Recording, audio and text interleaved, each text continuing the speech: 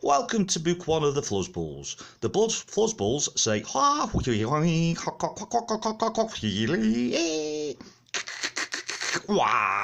Translated, that says hello.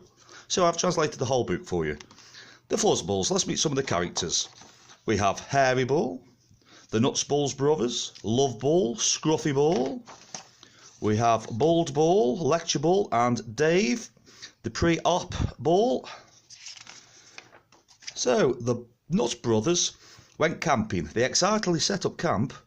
Their friend, Fireball, had gone with them. The brothers set up the tent, then arranged stones for the campfire.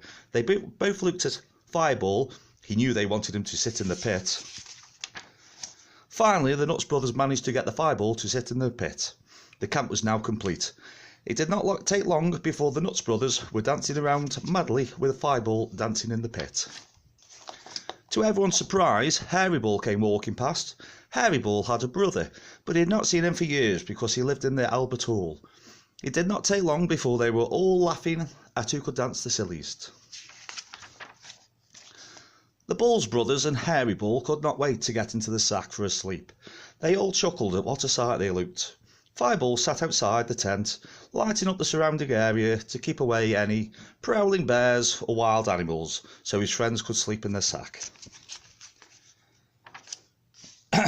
Everyone screamed when Fireball jumped into the tent, landing on them while they were in the sack. All the balls were very warm with Fireball in the tent. Fireball started to bounce around, and it did not take long before he burned holes in the tent. With no tent left, they all decided to walk home to the next morning. Hairy Ball went his own way. He did not like to hang out free. Oh, got that wrong. He did like to hang out free. Mother Ball was running around the kitchen, shouting to herself she needed a number 2 for the cake she was baking for her friend's 12-year-old son. Mother Ball screamed at them all to get out. The Nuts brothers knew they should not play with fire indoors. Last time Fireball visited, he sat it on the chair and burnt a big hole in it.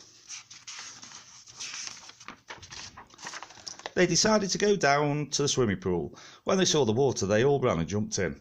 As soon as Fireball landed in the swimming pool, he regretted it as steam shot past his face. The Nuts brothers looked everywhere but could not find him. All they could find were his boots floating in the pool with a cloud of steam above. They ran over the park to the church, hoping they would find Fireball hiding. They had his boots ready. They could not find anyone in the church. They both stood staring up at the big shiny bell at the top of the tower. The Balls brothers were very tempted to tug at the end of the rope to swing the shiny bell. Just as they started to tug away, the vicar came and told them off. They had to leave and play somewhere else. The Nuts brothers were so happy to see Fireball come walking over the park. He was so much smaller than before. Fireball was still damp from the swimming pool. Once Fireball had dried out and put his boots back on, he felt his own self again.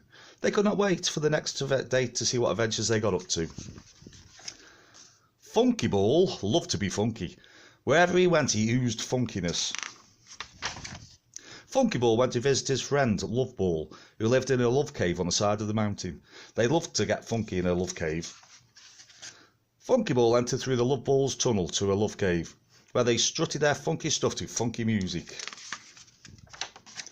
Funky Ball and Love Ball went to watch their friends, the Nuts Balls brothers, race at the school sports day. Mr. Lecture Ball was in charge. He was the head teacher. Lecture Ball chased after the Nuts Balls brothers as they bounced around in their sacks. The Nuts brothers did not take the race seriously because Speedball always came first, but it did not stop at them having fun. The end. Book 1.